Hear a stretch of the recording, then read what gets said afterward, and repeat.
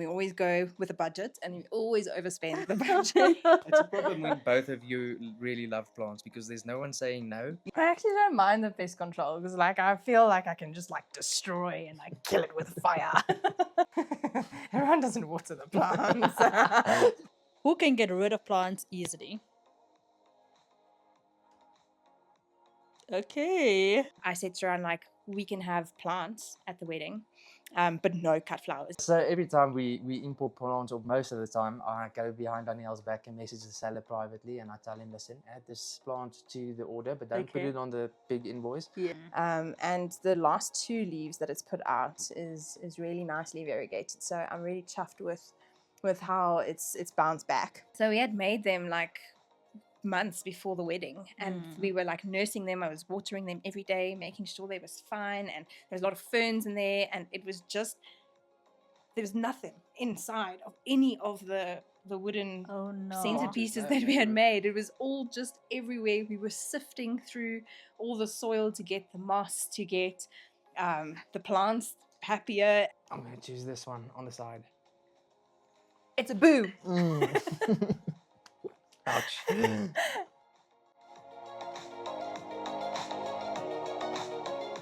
Goeiemorgen, goeiemiddag, goeienaand. Whether it is morning, afternoon, or evening where you are, it's always a good time to watch some plant YouTube. My name is Shane, and today, like I said on Wednesday, we're going to take a nice drive to Edenvale to meet with Ruan and Danielle. This is the last Sunday of the month of love, so I thought we'll end it off with a beautiful love story where, of course, it includes plants as well. So Danielle and Ruan has been in the plant community for quite some time now. They absolutely know what they are doing. I also made a video on Wednesday where I showed you all of the plants that I got from them and how beautiful those plants are. That is truly their love story as well. And in today's video, we delve into that a little bit more. So we talk all about how they went on nursery dates and all the way to how they got married and how they incorporated plants into their wedding as well. Their love absolutely is beaming during this video, and I hope that you pick that up as well. We also had a lot of fun with playing a couple of games as we normally do on this channel, and a couple of those games were quite interesting. We asked Danielle and Ruan different questions about each other, about their planting journeys, and it was interesting to see some that they got right and some that they did not. So it was really, really fun. I think they also got to know each other a little bit better during this time. So that was absolutely amazing. There's another game that we played where we asked them the same question and asked them who does things better from a planting perspective, of course. And it was nice to see sometimes they do agree that the one is better than the other, and then other times not so much. So that was so much fun. Please ignore my laughing at the back. It was just so much fun. Lastly, I also brought them a gift so they could either win a coffee date or they could win tap water, and only one of them could choose that prize. And the way we decided who is going to choose that is by playing a very popular, I guess, social media game called Boom. During that game, one of them came out the winner and could choose one of the 2 boxes to eventually either get the prize or get the booby prize. Stay tuned to see which one actually chose the box and whether they chose the right box. But without further ado, let's get into today's fun. Okay, so Ron, we're going to ask you questions about Danielle. So the first question, what was your first planting gift you gave Danielle? I believe it was a curly fern or curly leaf fern, if I remember correctly. Okay, Danielle, is that true? No, it was a tree fern. So it was a fern. It's the Australian tree ferns, the one that make the tree fern fiber. So yeah, it was, and we planted it in the garden in our house in Cape Town. And when we moved, we kind of just left it there because they are quite difficult to settle. And we thought that we would disturb it more by taking it out the ground than just getting ourselves a new one. And that is definitely on my list of plants that I want to add to the garden, is a nice big tree fern. I'll have to get you one again. Yeah. Many years later. All right, second question. what is her favorite genus at the moment? I think anyone who knows Danielle would be able to guess. I think that's Anthurium. Yeah, that's correct.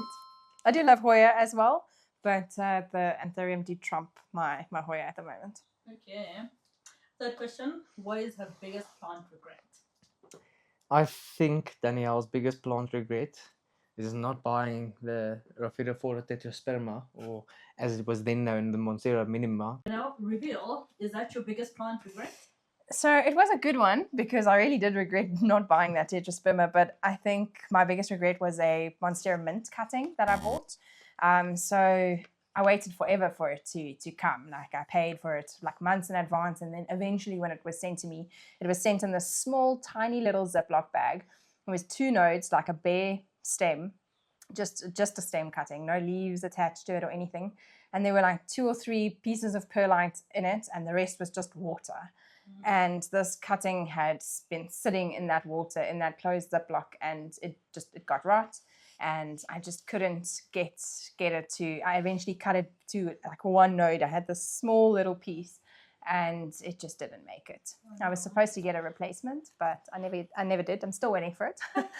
Maybe one day the plant gods will bring that Monstera mint back to me. Yeah.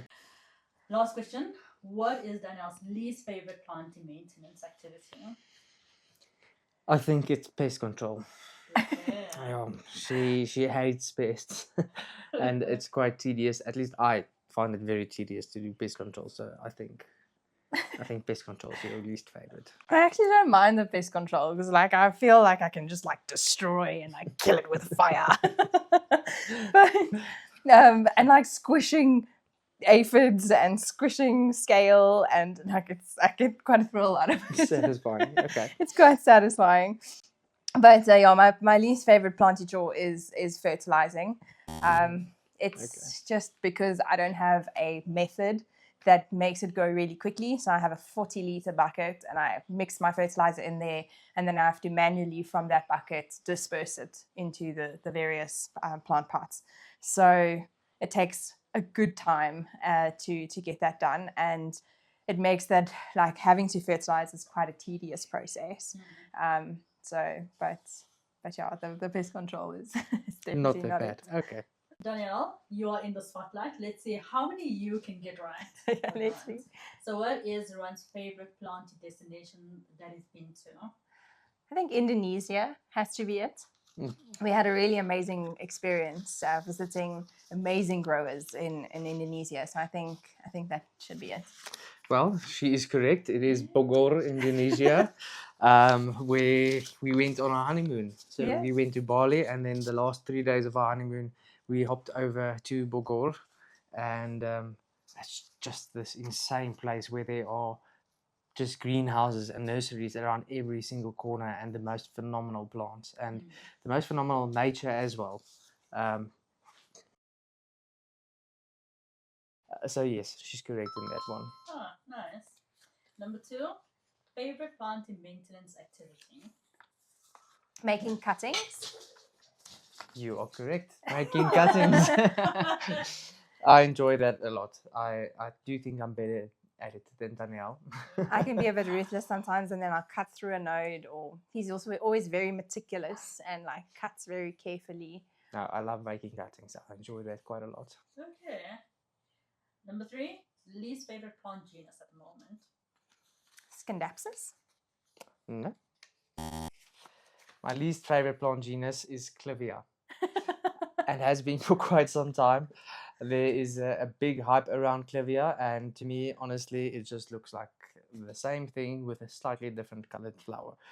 But yes, though you're never going to make me overexcited with the Clivia. You're going to have some haters. I actually quite like Scindapsus. Okay.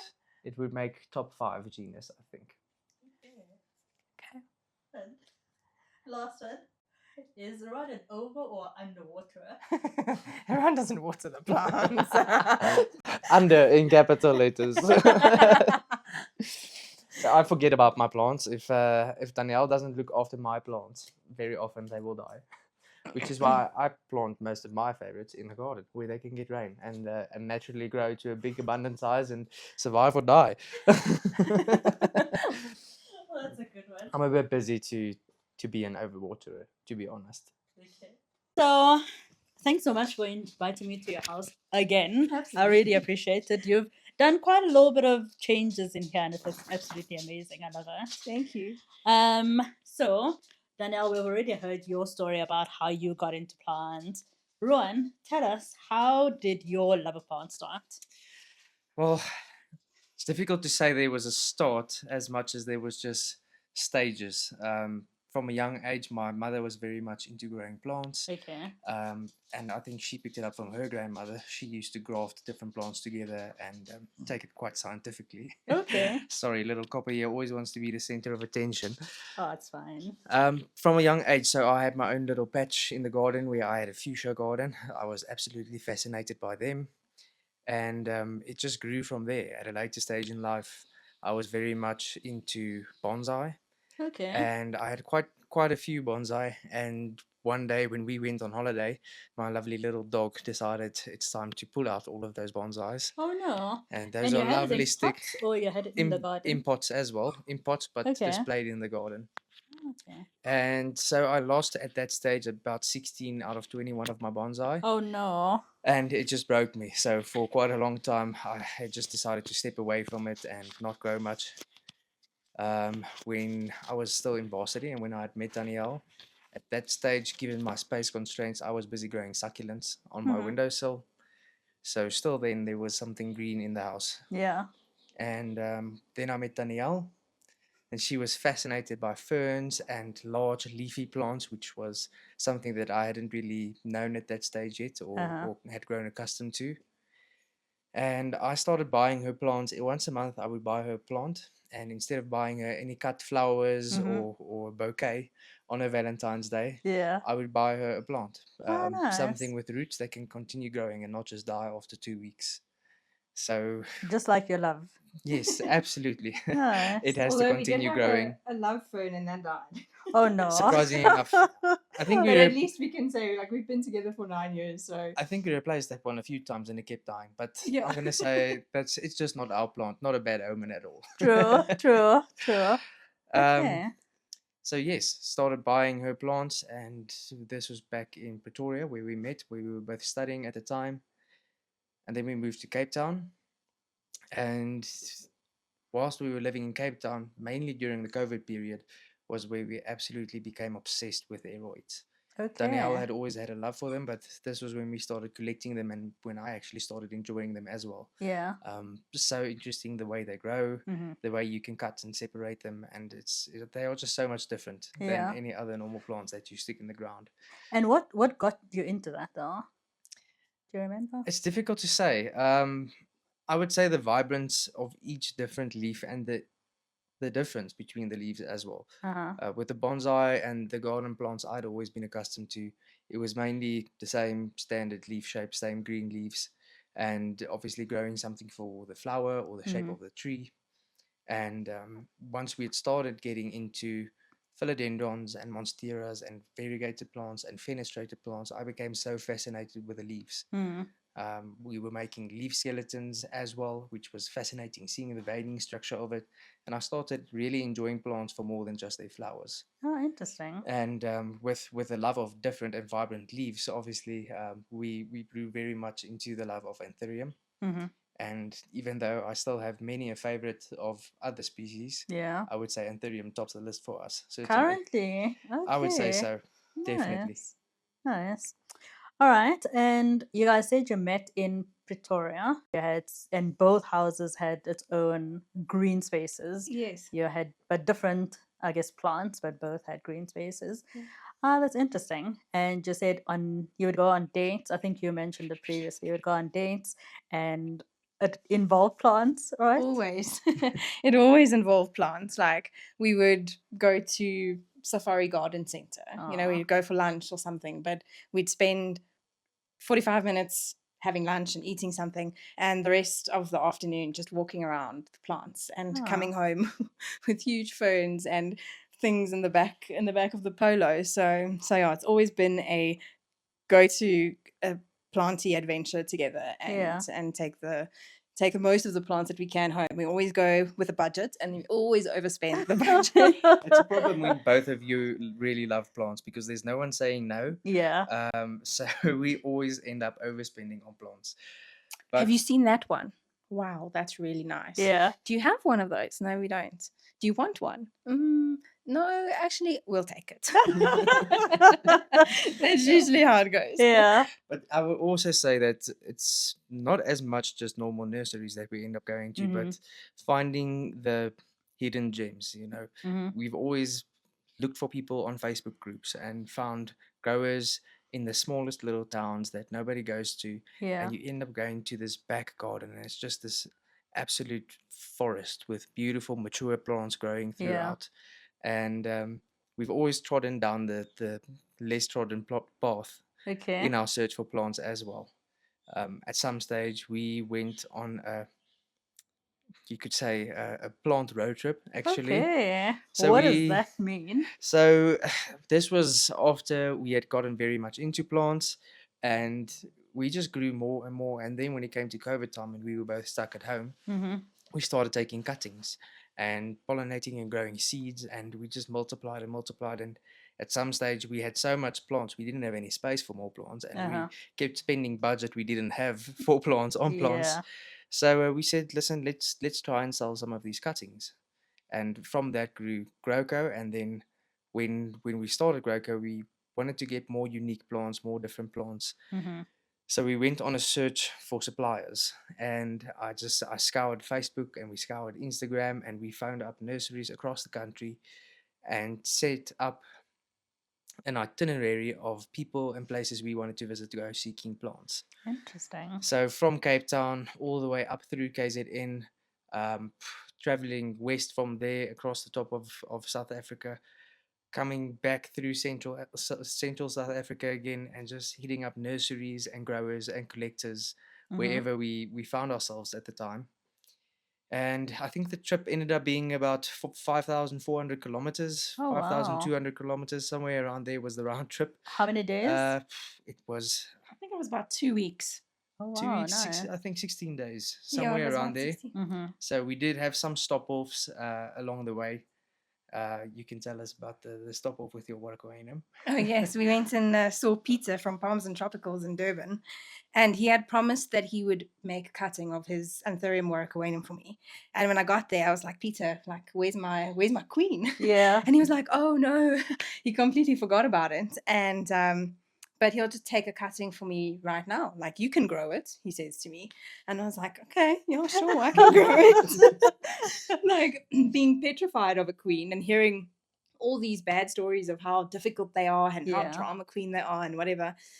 This top cutting of this warkoenum traveled all the way from Durban. Like, I mean, Durban was one of our first stops as well. So, like, traveled all the way from Durban with us in a little cup with KZN and Mpumalanga and the Free State and yeah, it was the Northern Cape and the Western Cape.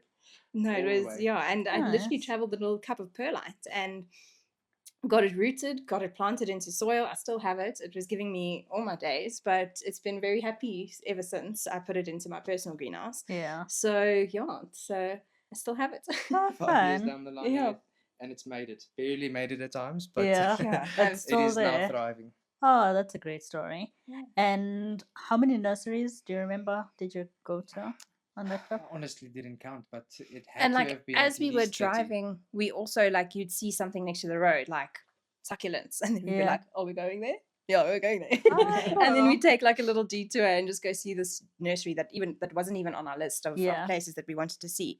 But we had the privilege of getting a private tour of Afri orchids, which was Okay. absolutely spectacular. Like we saw all the greenhouses and how they grow these orchids and how they regulate temperatures, and really, really awesome. So yeah, we got to see that, and we visited some people that are very unknown for like in the plant community and all of that, and got to see their personal collections.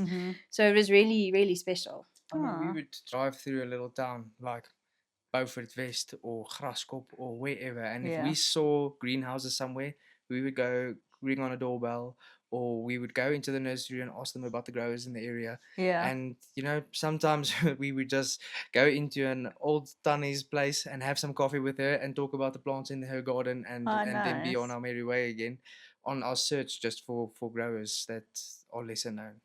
Okay. And was that when GrowCo started? Was that the start of GrowCo? Or So what we was had, the reason behind the trip? Just to find sellers? yeah, I think it was just a A road trip holiday in general, plus finding Okay. sellers, plus just looking at plants and Okay. learning about plants. Yeah. and a l- expanding our stock at what we had at the time to just what we were growing. Okay. Because that was kind of like how it started. We were making cuttings of our personal collection, like of the plants that we had, Mm. and we weren't buying in plants that you would like, for instance. So like you would maybe not want to buy a cutting of the plants that we have to offer, Yeah. but you'd want something completely different. Yeah. So we were just trying to expand the type of plants that we were selling as well. And at that stage, it was Awesome. initially just growing our personal collection and getting rid of all the doubles we have in order to, pay for extra plants, make space for extra plants. Mm-hmm. So at first, it was mainly plant swaps and such as well. Mm-hmm. And it just grew into this big thing, I guess, where suddenly we kept having people ask us for plants that Yeah. we had sold maybe one or two on Facebook group or on a WhatsApp group, and it just kind of snowballed from there. Yeah. And that was in what year, you said? So officially, like the end of 2020, start of 2021, because we did this road trip in April 2021. Okay. Okay. Interesting. Yeah. And just out of interest, I think I only joined the plant community maybe in 2022, and there was quite a lot of people. Maybe not as much as what it is now, but back in pre-COVID or COVID time, how was the plant community then? Oh, it was lovely. Like everybody was so welcoming. Yeah. And I mean, like it is still today. I mean, if you meet a planty person, you'll always have lots to chat about and Yeah. always walk away with like a whole bunch of cuttings out of their garden or out of their collection or something, because that's just the type of people that planty people are. But Yeah. it was very much more swap driven as well. Okay. Like a lot of people swapping, and small little things, man, like enjoy and Mhm. things that were once like really unattainable that you can now buy huge big plants of, like Mhm. were stuff that you got back in the day because you traded with people. Yeah. And that was like a really big part of how we started, was just by trading plants and getting to know people and getting involved with, organizing Cape Town Plant Swap with Saffron and all of that type of things. And it just kind of, like Rowan said, snowballs from there. Okay. I also find that social media during COVID time had a very big effect on what the plant community in South Africa wants. Mm-hmm. The orchid and the clivia community have for a very long time been chasing rare new species and such, but I feel like your philodendrons and your monsteras and your anthuriums and all your aeroids really didn't get the spotlight as much at that time. Mm-hmm. So your plant community was a lot of people who were into rose bushes as well, your Okay. more local plants. Yeah. And I think social media just put, I guess some people would say rare plants, other people would just say foreign plants, because these aren't very rare in many places of the world. Yeah. Some of them obviously more uncommon there as well, the newer species and such. But COVID and being glued to our screens, I think just put these aeroids up absolutely in the spotlight. Mm-hmm. And then the community sort of formed around that. The rare plant community doesn't always include everyone from the rose plant and the succulent community and such. Mm-hmm. So I think it's something that really blossomed during that time, and actually subsequently grew. A lot of the plant groups and the WhatsApp groups and such Mm-hmm. have only been around us for the last 5 years or so. Yeah. And it's kind of like technology drove the community a lot more. A lot of people were more aware of the new plants that were out there. Yeah. And I think that sparked a lot of their love as well. Interesting. Personally, my favorite plants are plants that are all tropical, from Mhm. Thailand, Indonesia, South America. And these are plants that I never had the ability or the availability to see growing Mhm. up. Okay. And we're going to come back to your love story about plants in a second. Question number 1. Who spends the most money on plants? Ooh. Number 2. Who spends more time taking care of the plants? Who can get rid of plants easily? Okay. Who spends more time just looking at plants? Okay. Who is better at packing plants? Oh. Who buys the best plant gifts? You've talked a little bit about how the plant community evolved. What do you think is going to happen in the future? Is there a little bit of a downward curve now with aeroids and stuff like that? Or do you kind of see that it's something that's going to continue blossoming, continue to grow? I do think there is a bit of a down at the moment, but I think, you know, certain things will always have a spotlight. Like, you know, a couple of years ago, what do you call them? Aglaonemas were like really, really popular, and all these colorful aglaonemas were really popular. And nowadays you can pick them up for, you know, really affordable prices, because when they were so popular, people were like mass producing them because they weren't able to get a hold of them, and then they kind of lost their flair, and they kind of went and sat on the back seat. So I think every aeroid will kind of have their time in the spotlight, you know, like Monstera and Anthurium and Scindapsus had a little bit of a hype like last year around. Yeah. And, you know, like I think every plant will have an up and a down. So, and I think with fashion as well, you can kind of say like plants that are in fashion are really difficult to get. And then once they don't become like, once they're not in fashion anymore, when they become mass produced, then you can pick them up for almost nothing. Yeah. Interesting. And I also find that, you know, something is suddenly very Instagram popular. Everybody wants it. It's difficult to get your hands on it. Everybody starts producing it to get that market. Then it floods the market and everybody stops producing it. Yeah. But every single day, you've got more new plant lovers coming into the community. Okay. You know, every day there's someone who was only confident enough to grow a Clarinivium and a normal green Monstera who suddenly now has the confidence to start venturing into more difficult, more exotic plants. Yeah. So I find that you go into these dips where suddenly, you know, the market is a bit down and it seems like the desire is a bit down. And as soon as it stops flooding, the desire comes back. You'll see something that was very popular that became unpopular starts becoming popular again. Yeah. So I think it's waves that happen, and ebbs and flows. But I don't think the love for exotic plants will ever be gone. Oh, awesome. Especially everybody now who has become these green fingers and have become accustomed to plants in their house. Everyone that I know of, their collection just grows over time. I haven't seen anyone get rid of all of their plants. Perhaps sometimes you fall out of love with a certain type of subspecies. Yeah. You might have loved syngoniums and lost that love, and you might get rid of or neglect a lot of them, but suddenly you've got a love of Hoya. Yeah. And I feel like everybody goes through these ebbs and flows, but once you love plants, that sticks with you. Okay. So whether we will still see this craze and this absolute kind of online gotta catch them all, gotta beat them all of plants, no one can say for certain. I think as new species get discovered and get bred, the craze just continues. So I personally don't really see it going away for quite some time. Oh, that's great. All right, so let's come back to your love story, right? And how plants is such a big part of it. I know that you guys you had your wedding.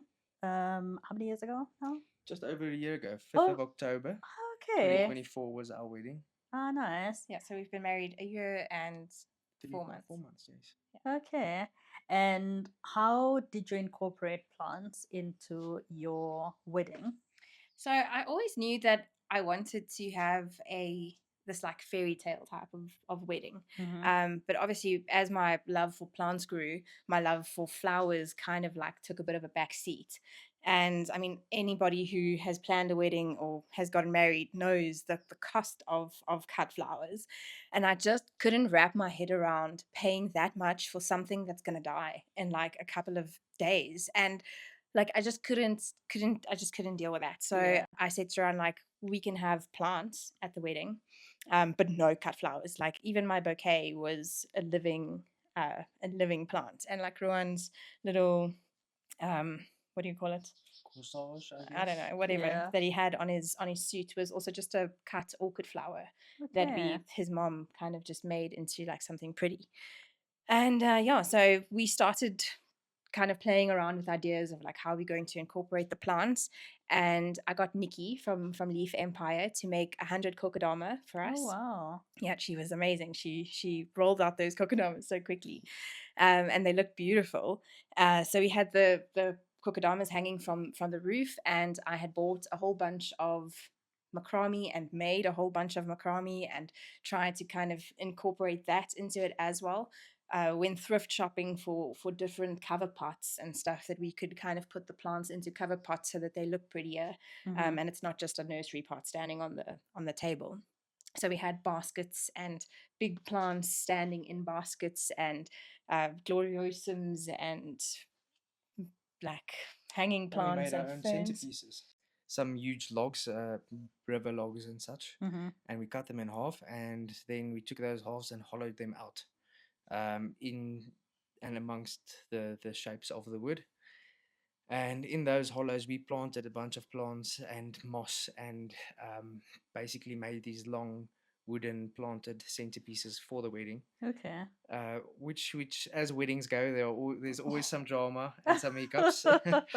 So we had a black frost spell not long before the wedding and lost about half of the kokedamas. Oh no. So we basically, Danielle and a few friends had this surgery with him. She just made an incision in the kokedama, Uh-huh. took out the plants with a root ball, and then stuffed new plants in there and sewed them back up. Oh nice. So fixing up the kokedamas. And on the way to the wedding, my father was driving with all of the centerpieces in a trailer Mhm. in the back of his car. And my grandfather, who was following him to the wedding, drove into him, Oh no. drove into the trailer at the back. So So it damaged was- all of the centerpieces. oh, it was at such a point where his car had to be towed away. We had to get that trailer onto a flatbed trailer that somebody close by had loaned us. And that was on the day of the wedding or the It day was before? No, it was 3 about days 3 days before the before wedding. the Okay. wedding. Sure. So we got to the wedding venue with our trailer on top of another trailer stuffed up. And when we opened it, it was just logs and plants and dirts. Oh And I was goodness. flying a nice little urbanol, before your wedding, you gotta like chill out a little Mhm. bit. And like we opened up this trailer and I just burst into tears. Oh no. Because we had worked effortlessly on these centerpieces to get them looking so beautiful, because I also wanted them to look oldish. Like I wanted the moss to look like it was part of it. So we had made them. Matured already. Yeah. So we had made them like months before the wedding, and we were like nursing them. I was watering them every day, making sure they was fine, and there was a lot of ferns in there, and it was just there was nothing inside of any of the wooden Oh no. centerpieces No, that we had never. made. It was all just everywhere. We were sifting through all the soil to get the moss, to get the plants happier, and like Sure. even on some of the photos of the wedding you can see there's a little fern that's not looking too happy. That's not looking too happy with life. So yeah, like my whole picture, but it still came together really nicely. The And bridal party just jumped in. Everybody Oh, had their hands nice. dirty, people like busy fixing these planters. Yeah. And at Yeah, the end no, of the it day, was- it was still beautiful. yeah, Oh, yeah. This nice. wonderful setting in a barn on a farm. I only had one demand for our wedding, and it was that we get married in the bushveld. Okay. So all of these planters and plants and everything traveled 300 kilometers to Groblersdal with us as well Okay. for the wedding. But it was this beautiful, beautiful, picturesque wedding in the middle of the bushveld with all of these hanging plants in a barn, wooden tables, and these wooden centerpieces Yeah. with ferns and syngoniums. A bunch of wonderful It was mostly plants growing ferns out of them. and like Mosses. mosses, and No, it it looked more was- like an old log that had stood in the forest for years that we Yeah. had basically just lift out and put onto the table. So it was like Yeah. this mossy and some ferns growing and some fig ficus. Some very good. terrarium plants. Yeah, some more like terrarium type of plants that are kind Okay. of just filling out. But your story kind of sounds exactly how a plant hobby is. Like, it's not always perfect. Sometimes things do go wrong, and at the end of the day, it's going to be fine. That is exactly how your story sounds. Thanks so No, much for it's sharing. wonderful. And Thank you. and even though it's a business to us, it's a hobby to both of us, something we love, Yeah. something that we can grow together in. It's so much fun for us to go and work in our garden together on a Saturday, or to pot up a bunch of seedlings, or to make a bunch of cuttings, go to these nurseries and such. So it's more than just something that we both love separately. It's something that we love to do together, Yeah. and one of the biggest hobbies that we share as a couple. Oh, nice. Thanks so much for sharing. That's You're a pleasure. welcome. Thank you very much for having us. All right, so Perfect. you brought over quite a couple of plants here, and I'm understanding that it's a couple of your favorites at the moment. I know in this house you Yes. guys don't play favorites, but show us some of the nice plants that you have brought over. Oh, so yes, as you said, at the moment, it is a constantly changing thing and moving target. Though I must say there are a few favorites that will always remain favorites. Okay. I'll get to one of those last. So over here, we've got, this is a very recent favorite, and sadly she is not performing to her true potential here. When we got this plant, it was absolutely massive. I think we had about 10 or 11 leaves, of which this would have been the middle range of size, but still remains one of my favorite, Anthurium panglima. Okay. I am absolutely a fan of dark green leaves with very striking veining. So you'll see my attention mostly draws to dark leaves with very silver prominent veining. I'm quite a fan of fused sinus, even though I don't have any of those babies here for you today. Yeah. But yes, no, absolutely striking. Something that when you walk into a room and it shines out, stands out, that Yeah. always catches my eye. And do you think it's not doing okay because it is flowering and you pollinated it? Well, I think yes and no. It was imported. After the import, it lost quite a few of its leaves. Well, we also broke off like 3 leaves as we were taking it out of the packaging. Okay. That's true. Okay. Well, it had a few broken leaves in transit. Yeah. Then with shock after the transit, it lost quite a few. We also got it not too long before I moved here. So it went Okay. into a greenhouse at our old place for 4 months, 5 months. And then we moved it here to a new place, and it has since moved to a different greenhouse as well. Okay. So it's had a lot of movement and a lot of shock. One thing I always say is we fidget too much with our plants. People keep turning their plants and moving their plants, and if they think it's unhappy, they move it somewhere. They give it 3 days, it's not happy yet, so they move it again. And I've actually been taught by someone who grows pecanut trees, actually, on a commercial scale. What they do is they notch their trees. So when they grow their seedlings, they notch it on the northernmost point. So they take due north and make a notch. And then when those trees get replanted, then they get replanted facing the same direction again, so that they can get the sunlight from the same direction. Yeah. And that the plants go into shock once they change direction, because the leaves on this side of the tree are used to morning light, and this side of the tree are used to afternoon light. Oh, interesting. So it completely shocks their rhythm. So I believe if we just leave her be in a good location for some time, and not give it neglect, but just leave it be for a while, then she'll shoot back strongly. Oh, that's a good tip for, I guess, all of our plants, right? But we have also been pollinating her. Flower does add stress to a plant. Yeah. It definitely takes a lot of its energy, and usually you will see a few yellowing leaves when you've got a flowering plant, and especially a pollinated flowering plant. Yeah. All right. So then I've got another one over here. This was a select plant. It was blue papillaminium cross red spider. Beautiful. And it's just one that simply, the ruffles on it and the coloring on it caught my eye. As well as the veins. It is very bright. So it's pretty. got beautiful veins, and just the sinus that's got a little touch of red over there, to me, is stunning. So another one that caught my eye, it was one of the secret plants. Secret plants, secret to you. Yes, I guess. so every time we import plants, or most of the time, I go behind Danielle's back and message the seller privately, and I tell him, listen, add this plant to the order, but don't put Okay. it on the big invoice. Yeah. I'll send you the money for this one separately, Oh, and just wrap it in a closed package. And then once it gets here and we're busy unpacking and Danielle's checking off plants on her list, yeah. I'll be like, open this one. And then Okay. she gets the surprise of a plant that she did not expect to come. Oh, Or sometimes it just happens when it's a plant and she'll be like, no, we're not getting that plant, and I decide I'm getting that plant for myself. okay. And this was one of them where Danielle was not as flabbergasted by it, but I decided this one's coming home with us, and it's actually grown to be it is one of mine, and I think one of her favorites as well. And it's just Yeah. put out its first flower, so I'm really Yay. excited to see what I can do with it. Yeah. Beautiful.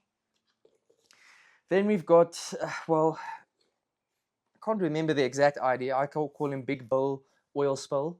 Oh, goodness. So he's also taken a bit of a knock recently. Goliath cross blue pap, and what I love about this plant is the belateness and extreme round shape of the leaf is quite Yeah. interesting, but it's got this oily sheen to it. Uh-huh. So it makes this blue, purple, opalescent sheen to it, especially when it catches the sunlight quite Yeah. nicely. And I'm fascinated by that oil slick in the leaf. So this is also one that's a breeding project of mine. I want to get that blue oil slick with a popping vein, something like a Basset or something similar. So Oh, this is very much a mother plant that I want to cross with quite a few things and see yeah. what we can get of it. You've already started, I see. Yes. So it's one of the plants that got a little bit hurt with my recent incidents in the greenhouse. So I just lobbed off all the older leaves that got a little bit burnt. But I pollinated it with a Papilominium X1 red NEC. It's one of my really purple mother plants. So she's got like these beautiful like dark foliage, and she's got these red veins. Really, really stunning plant. Okay. So we're definitely going to see the blue, purple color coming I would through. hope think so. yeah. We Yeah. would hope so. But I don't know if it's going to take. My rule by default is usually not something that has one leaf. Sometimes the plant just can't take it. So I'll see. Yeah. I'll see if it takes. It also took a really long time to become receptive. So yeah, I'll see if it takes. We'll Okay. cross some fingers and toes. Yeah. But if not this time, next time for Yeah, sure. definitely. Nice. Then I've brought a no ID along. One of the reasons I love it is just big leaves. I Yeah. mean, big leaves are just stunning. Once an anthurium gets mature leaves, I just think it's one of the best things that you can witness. This is such a beautiful velvety plant. So soft and velvet and extremely bright veining as well. Yeah. So definitely right into my fandom. Yeah. I think it's got some Bessier, some Mag. I'm not really certain. Yeah. Well, we think maybe some Regal because the inflow Sure. smells very similar to what a Regal inflow smells like. It's just a beautiful no ID. Yeah. But absolutely, absolutely stunning. A plant doesn't necessarily have to be a sought after species for me to enjoy it or to like Yeah. it. For sure. To me, it goes about what I'm seeing and what I'm enjoying. Yeah. Nice. And then what I've got here for us is the only non-anthurium we're showing off today. This is one you of can the see that favorites. you're in your anthurium era. Yeah, This we've is been in this era for years. one of those that was and always will be a favorite. The Philodendron ilsemanii. Beautiful. This one has also been with us for donkey's years. Yeah. I had been looking for one for ages, and I had a friend in Louis Trichardt who had some, and he made me a cutting. And we grew that cutting. It was doing fantastically, and in trying to be a nice guy, we made some more cuttings to share it with other people as well. Okay. And I sent away 2 cuttings with our beautiful mother still living, and then she got root rot Oh no. and died away. And for ages we hadn't been able to find another one, and visited our friend again, and he actually offered us one of his mother plants. Oh, so he actually still had some. Yes, he still had some, and it was tiny at the time, or I wouldn't say tiny, but probably about 4 or 5 leaves at the time. Yeah. And ever since, it's just been growing so much better and giving us the most beautiful, stunning, variegated leaves. So I've always been a fan of it. I love plants that grow up against trees and become big. So Yeah. hopefully I'll be taking a piece of this and planting it in the garden. Oh, I nice. definitely think we will cut it first and make sure it settles nicely so that we don't lose it entirely again Yeah. this time. Oh, nice. Such beautiful variegation. How much bigger does it get? Does it get quite massive? It will continue to climb. I've only just extended the moss pole, so the leaves haven't really sized up because it didn't really have something to support the growth. But the leaves do get quite large. But I've seen perhaps maybe up to like maybe double the size, maybe 1.5 times the size. Okay. Is about the biggest leaves that I've seen on them personally. Okay. I mean, your philodendron species are known to get quite big leaves, but I don't expect this to become much more than 1.5 to 2 times the size. I'd Okay. say maximum would most likely be in the range of 30 centimeters to 40 centimeters per leaf Okay. once it's fully mature. Yeah. At least that's what I would expect. Yeah. We'll see. Yeah. Especially once it goes outside. I think it's gonna really. Yes, quite excited to see the upsizing. So we've planted quite a few of, well, what you could say is actually house plants or rare plants growing mostly indoors. Yeah. We've planted in our garden among some trees. Yeah. So hopefully we can see them size up and grow to their full maturity that we can expect from them in nature as well. Yeah. Interesting. if the winter doesn't take them. We'll see. We have yet to survive a winter in the new house. So Yeah. we're going to be keeping a close eye on them. And once something is very much on the brink of death, we might pull it out and save it. But I wanted to try and see how much of the plants can survive throughout the winter. Yeah. And then maybe next season, once we've got the results, then we'll add some more finicky plants to the garden as well. But you do have some finicky plants. I think I did see a calathea out there. There are a few calatheas. We'll see what happens to them. Yeah. It's interesting because I think you also have that notion where if a plant doesn't do well inside, I just put it outside, and it's amazing to see how they just decide to grow, decide to live. I think it's that settle and neglect. Plants are quite tough and are quite resilient. I mean, you'll see many a post where people complain about they plant in the perfect container that's completely sad, and then something just growing out of your bricks in your driveway. And I honestly think if you just leave them be, if they can survive and not fully die throughout a winter, then that second year they are obviously a bit more sturdy. They've grown a bit more accustomed to the temperatures and the weather, and just given some time, they will thrive. Yeah, for sure. All right, so that's all of the plants that you wanted to show us. That's your current favorites, right? That is my current favorites. All right. All right, now it's your turn. My Danielle. turn. Yay. What plants do you have? I see all anthuriums as well. Yeah, I didn't really diversify with this choice of mine, but at the moment these are my favorite. I mean, I could have brought Monstera subpinnata because I'm obsessed with those at the moment. They're so effortless and they just look so different to normal Monstera. So, but I decided to stay true to my anthurium blood. Here I have a Bevet crossed with Magnificum, which is absolutely beautiful. So I asked my buyer to look for me for something that looks like Anthurium Pedro from Eddie Peranto, which is a breeder in Indonesia. And he came up with this and he was like, it's not the same, but it's the same. Pretty close. And it's pretty close and it will grow up to be really stunning. And this is the first leaf that's actually like this beautiful, dark, stunning, and like the back of it has these like really stunning red veins. So, I mean, that's just really awesome. So yeah, I hope it continues with the really dark and red foliage, but we'll see. I just pollinated it with my basilisk hybrid, so I'm quite keen to see if I can bring more of the purplish reddish colors out in the offspring. Oh, nice. And the other flower was not pollinated, but you still have a... Yeah, so it's still going into its receptive phase, so I just like to cover them so that nothing pollinates them on my behalf. Okay, so you don't like no ideas or bench hybrids, really? Well, I just like knowing at least like by myself. I've got a few that, you know, like I haven't covered the inflow and like I've bred with no ID and all of that. So it's not that I don't mind. I just like to, for my own personal record, know what I've put on there and what I'm going to kind of create with it. Yeah. And I also don't want to put too much stress on a plant and pollinate it without me actually wanting to pollinate it. That's a good tip. So this is the basilisk hybrid. Pretty. There's your fused sinus. So is it fused? It's semi-fused. Okay. I'm not a fan of a fused sinus. Okay. So I was really upset with this plant Oh, when no. when it gave me a fused sinus. I was like, you better not. And it's now given me a new leaf, which is actually a lot smaller. So I'm actually a bit bummed about it. But I do think it also has to do a little bit with the stress that they were in the greenhouse before I had the shade cloth in. It's getting really hot in there, and they were getting lots of light. So I was obviously neglecting that a little bit. So the newer leaf is a bit smaller, but it's really stunning. I've tried to self this a couple of times because I think it would really like create something stunning, but it just aborts the inflow every time. Okay. So I'll try again with this one, but it's not receptive yet. So we'll see how it goes. It is so stunning. It's really beautiful. New leaf.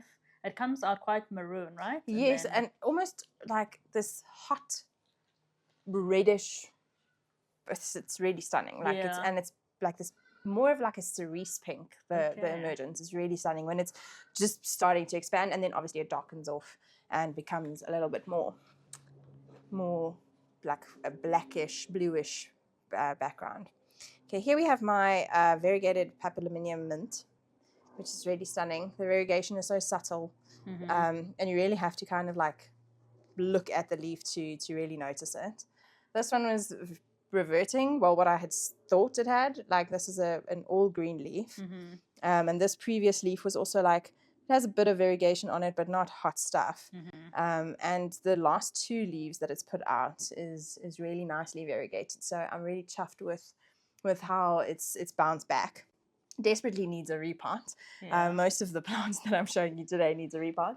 My personal collection usually stands a little bit still for a while, and then when I actually have time to do it, then they all get a little bit of an upgrade. Okay.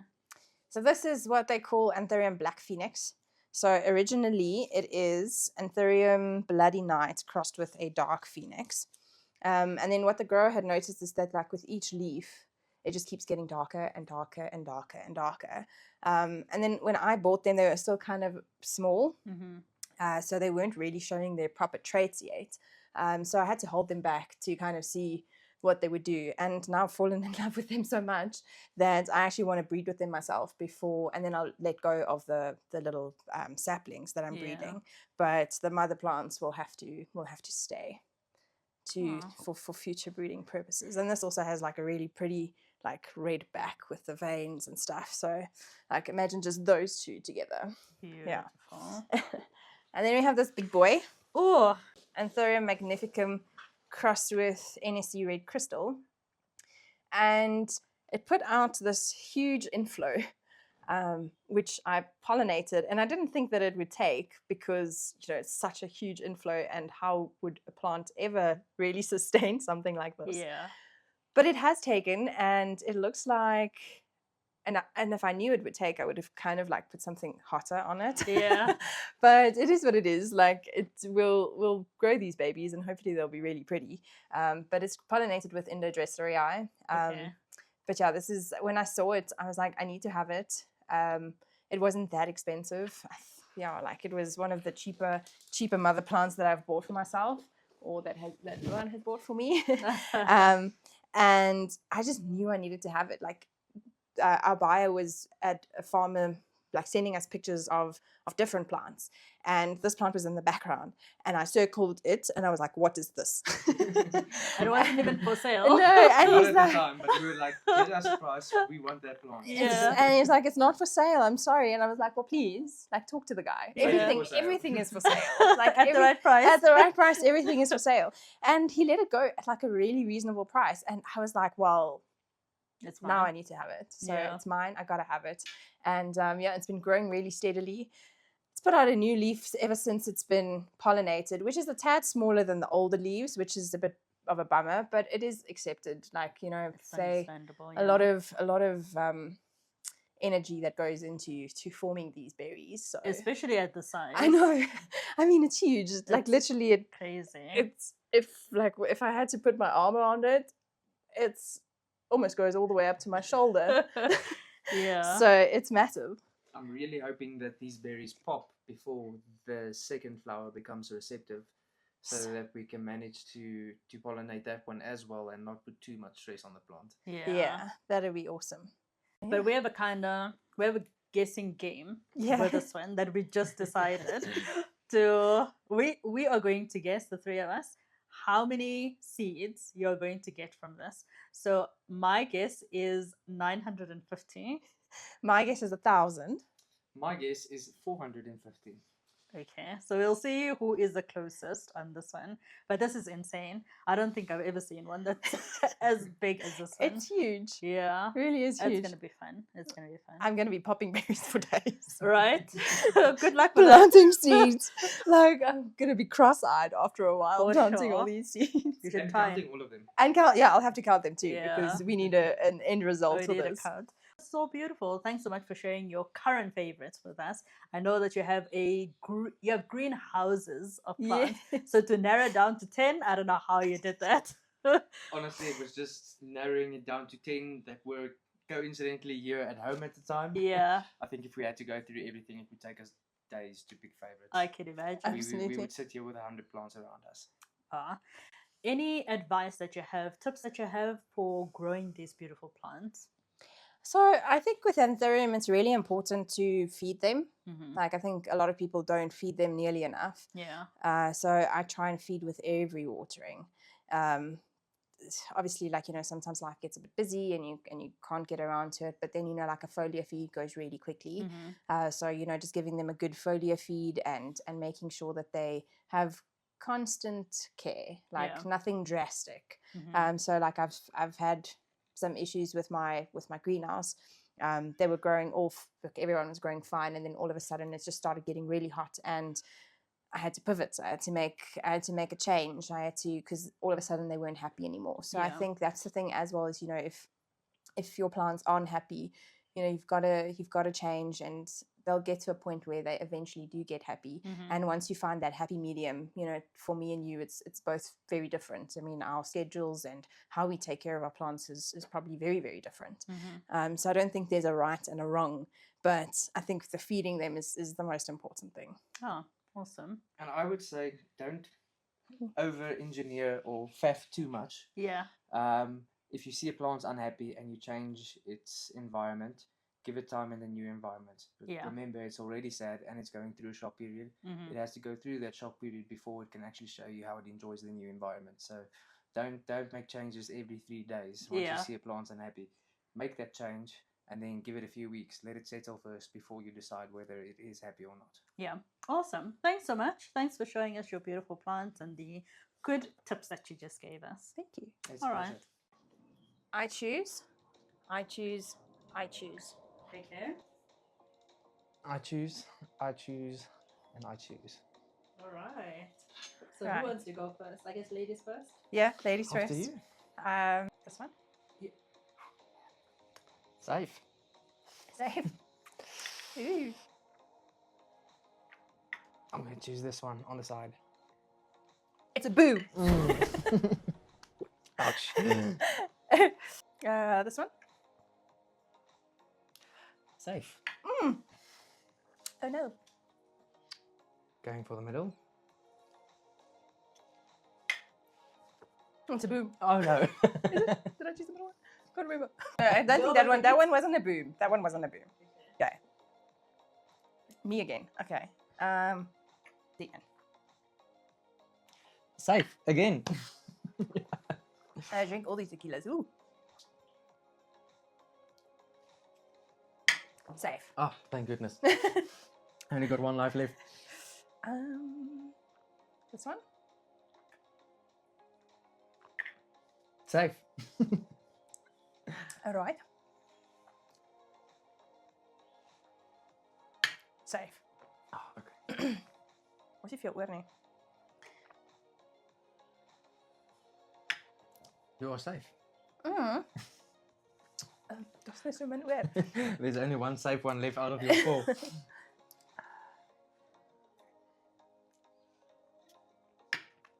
Safe.